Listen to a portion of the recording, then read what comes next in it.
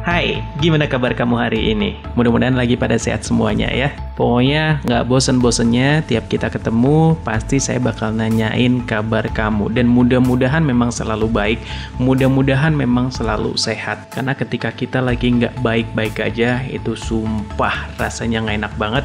Dan ketika kita lagi sakit, kita biasanya baru sadar kalau kita lagi sehat, itu rasanya memang nikmat banget ya. Dan kembali di channelnya Miki, tempatnya ngobrolin apapun, semua hal bisa dibahas di sini, dari film, musik, tips, trik, pokoknya semuanya ada di sini ya. Dan kali ini saya pengen ngajakin kamu buat ngobrolin tentang jam biologis atau juga dikenal dengan istilah body clock. Ini adalah mekanisme jadwal kerja seluruh organ tubuh yang berjalan secara otomatis. Nah, nama lain dari sistem ini adalah sistem sirkadian, yaitu sebuah sistem yang memastikan keoptimalan kerja organ tubuh sepanjang hari. Dan berikut adalah jadwal kerja organ dalam tubuh kita sesuai jam biologisnya.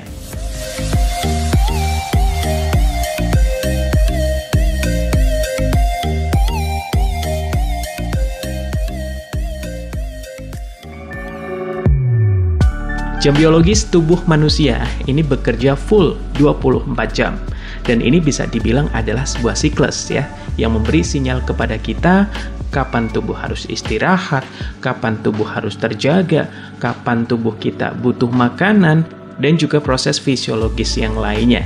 Nah, langsung aja, yang pertama ini adalah pukul 00 sampai pukul 3 dini hari.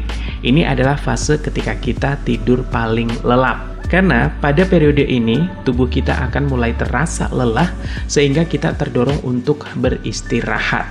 Hal ini disebabkan karena pada waktu ini ada peningkatan produksi hormon melatonin yang menyebabkan tubuh merasa lebih lelah dan juga ngantuk. Pada jam ini pula, usus menjalankan proses detoksifikasi sehingga kita dianjurkan untuk menghindari makan dan juga minum.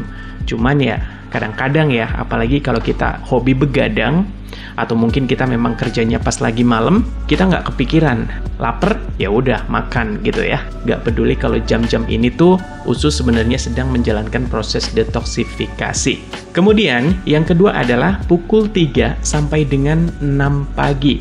Nah, pada saat ini adalah saat-saat suhu tubuh kita benar-benar rendah, di mana tubuh kita tetap memproduksi melatonin pada jam-jam ini, meski porsinya ya memang semakin berkurang menjelang pagi hari. Ya, kalau pada jam-jam sebelumnya, energi kita dipakai untuk menjaga suhu tubuh. Nah, pada periode ini, energi kita dialihkan untuk memperbaiki kulit atau melawan infeksi. Dengan demikian, suhu tubuh kita akan mencapai titik terendah pada periode ini. Kemudian, pukul 6 sampai 9 pagi. Biasanya, pada waktu-waktu ini, pergerakan usus sedang tinggi-tingginya. Sehingga, biasanya bawaannya kita itu pengennya BAB gitu ya, buang air besar. Sedangkan, pada pukul 9, metabolisme tubuh itu lagi tinggi. Jadi, bawaannya kita lapar gitu ya. Nah, makanya pada saat-saat ini bisa kita pergunakan untuk sarapan. Nah, buat kamu yang memiliki gangguan pada jantung dalam bentuk apapun, disarankan untuk menghindari berolahraga pada jam-jam ini. Kenapa? Karena olahraga di jam-jam ini cenderung rawan dengan serangan jantung. Selanjutnya pada pukul 9 hingga 12 pagi. Ini adalah waktu yang paling baik untuk melakukan aktivitas apapun, entah itu kerja ataupun belajar. Dan pada jam-jam ini, tubuh kita ini memang lagi gencar-gencarnya memproduksi hormon kortisol. Dan fungsi hormon kortisol sendiri ini adalah menjaga tekanan darah agar tetap normal ya. Kemudian mengendalikan kadar gula darah, serta mengendalikan yang namanya stres. Nah, hormon kortisol ini juga menyediakan energi bagi tubuh. Sehingga pada jam-jam ini biasanya memang kita tidak merasa ngantuk. Nah, berikutnya adalah jam 12 hingga jam 3 sore. Ini adalah momen-momen yang rentan stres dan mengantuk. Pada hari kerja, jam ini memang sering disebut-sebut sebagai jam-jam kritis lantaran tubuh cenderung akan mengantuk. Hal ini ternyata disebabkan karena sehabis makan siang, organ pencernaan kita akan sibuk mengolah makanan sehingga menurunkan tingkat kewaspadaan.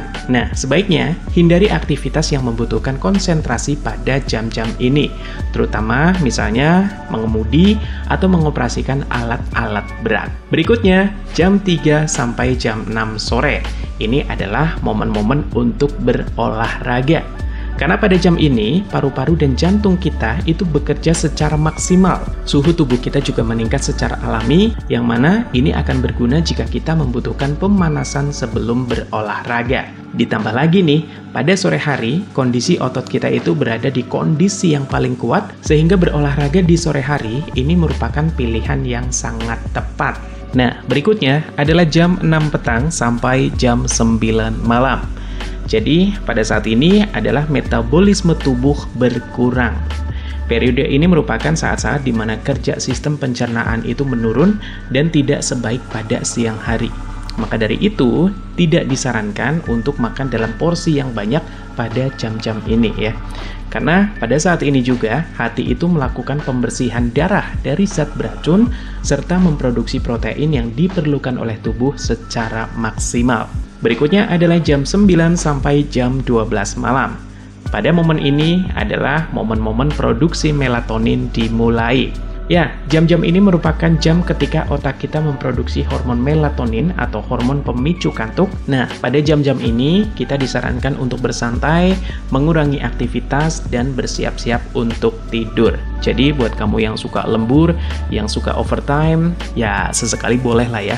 Tapi jangan terus-terusan memaksa diri kamu untuk terus beraktivitas pada jam-jam ini. Karena ketika kita mengabaikan jam biologis, ini ternyata dapat berpengaruh pada penurunan kemampuan kognitif seperti daya ingat dan juga kemampuan konsentrasi kita. Masalah-masalah kesehatan seperti insomnia, kemudian ada obesitas, diabetes tipe 2, atau kencing manis, ini juga dapat muncul kalau kita mengesampingkan yang namanya jam-jam biologis. Bahkan ada sebuah studi yang mengatakan bahwa terganggunya jam biologis ternyata berdampak pada kesehatan mental. Beberapa hal yang mengganggu jam biologis biasanya adalah jadwal tidur yang tidak tetap, kemudian tidur dengan lampu yang menyala, terus juga penerbangan jarak jauh, rutin mengkonsumsi kafein pada malam hari, dan juga jadwal kerja yang tidak tetap. Nah, itu tadi adalah jam biologis dalam waktu 24 jam dalam tubuh kita yang dikutip dari halodoc.com dan juga pasien.smarthealth.id. Semoga bermanfaat ya. Jangan lupa subscribe untuk terus mendapatkan informasi-informasi menarik lainnya, dan sampai jumpa di video-video selanjutnya ya. Bye!